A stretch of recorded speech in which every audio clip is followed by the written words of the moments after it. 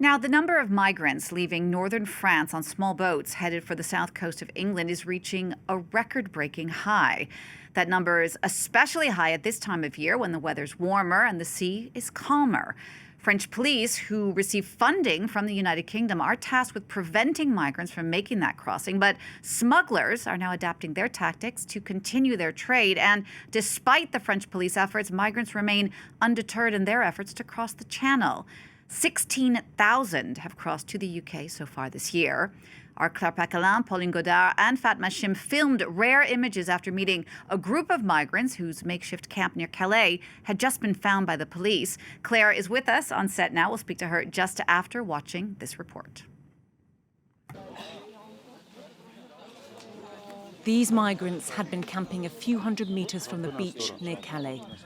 They were ready to board small boats headed for the United Kingdom when French police found their camp and ordered them to pack up and leave. We want to continue living freely. They shouldn't stop us, but instead make it easier for us to get to the UK.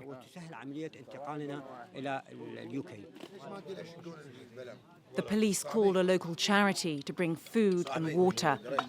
The migrants ask us not to film their faces up close. Some tell us they don't want their families to see the conditions they're living in. How's it going? Not so good. We meet Iraqis, Egyptians, Afghans, Syrians and Kuwaitis.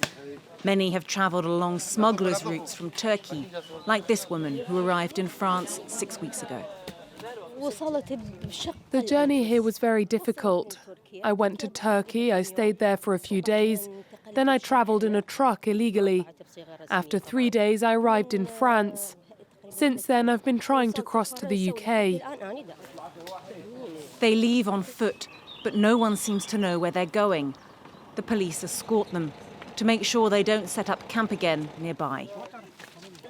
French police are trying to disrupt the plans laid by migrants and their smugglers to cross the Channel to the UK in small boats. We come boat and then police come with knife, finished. And they cut the boat. Yeah, that's not good. But they're not deterred. And why don't you stay in France? France? France is like this.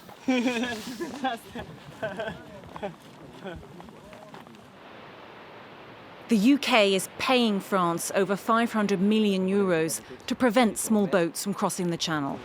But the number of successful crossings is 42% higher than at the same time last year. That very morning, 14 small boats managed to cross to the UK. That report from our team, including Claire Paccalin, who joins me now on set. Claire, the UK now is paying France a substantial sum of money to keep these migrants from crossing the Channel in these small boats, but it doesn't really seem to be working. First of all, because the migrants themselves are very determined. And these are people who've already made long, dangerous journeys. Some have crossed the Mediterranean after having gone through Libya. Others have crossed, they've been in Turkey, they've crossed to Greece, they've gone overland. Others, this is the final leg in their journey. So for them, they don't have any intention. We met very few migrants who had intentions of putting down an asylum claim here in France. They want to get to the UK. They're determined. They've travelled a long way already, and this is the final leg. The other reason is, this is extremely important, the smugglers' networks are really strong. And they keep changing tactics. So the French police are finding it hard to keep up with these changing tactics. Now, one of the examples of that is this taxi boat system. So in the past, the smugglers would launch several boats, and they would pump up the boat. Migrants would then tug it, pull it down the beach. These are often, when the tide is out here in northern France, there are these long sandy beaches. So the migrants would tug the pumped-up boat down to the water and then board. The thing is, that period when they were tugging it across the beach, the police could come, if they see them, intercept, and they would, as we saw in the report, get a knife and slash the boat. So now the smugglers have got this new system of taxi boats. So they'll launch one boat, which will then taxi along the shore and pick up migrants as it goes, and the migrants will have to wade into the sea to get on the boat. The reason that works better for the smugglers is that the police cannot intercept a boat once it's afloat. It's against the law for them to do that. Now, this is a legal grey area, and we have seen police recently. I think we can look at the footage now. Police in France actually wading into the water. That was recently near Calais. It's a legal grey area. The reason they're not authorised to intercept a boat when it's already afloat is that it could be extremely dangerous. These are fragile boats. Many of the migrants can't swim.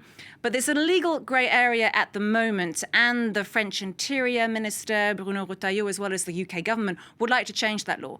And so the police are trying out new tactics. The French Interior Minister, Bruno Retailleau, has said he would like the police to be allowed to intercept boats up to 300 metres into the water.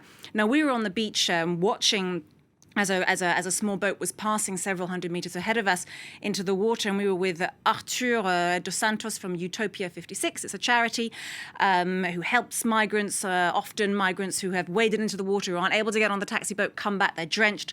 Utopia is there to help them, give them dry clothes, food and water. And he was explaining to us why it's dangerous for the police to intercept boats once they're already afloat, and what actually happens. And I think we can look at this footage now. Is at the moment the Coast Guard, that's the Coast Guard boat there, and we film of Pauline, Godart filmed those images.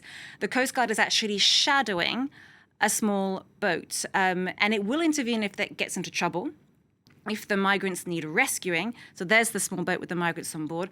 The Coast Guard will keep a safe distance. If it gets too close, it could create an unexpected wave and actually capsize the small boat.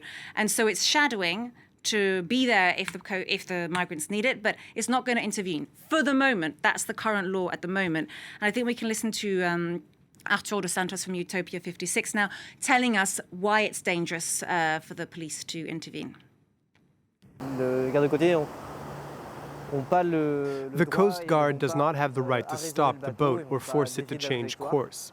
This small boat is not supposed to have more than 10 people on board, but there are 80 people on board, so it's very fragile, very precarious.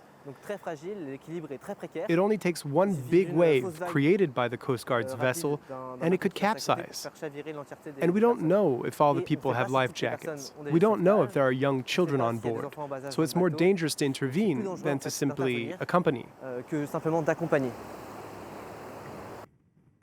So in addition to the danger that the migrants could face, our colleagues at Info Migrants have been contacting police unions who are also worried about the possibility of the law changing, which would mean they could intercept boats up to 300 metres into the water, because they say it could be dangerous for the police too. Police are often wearing heavy gear.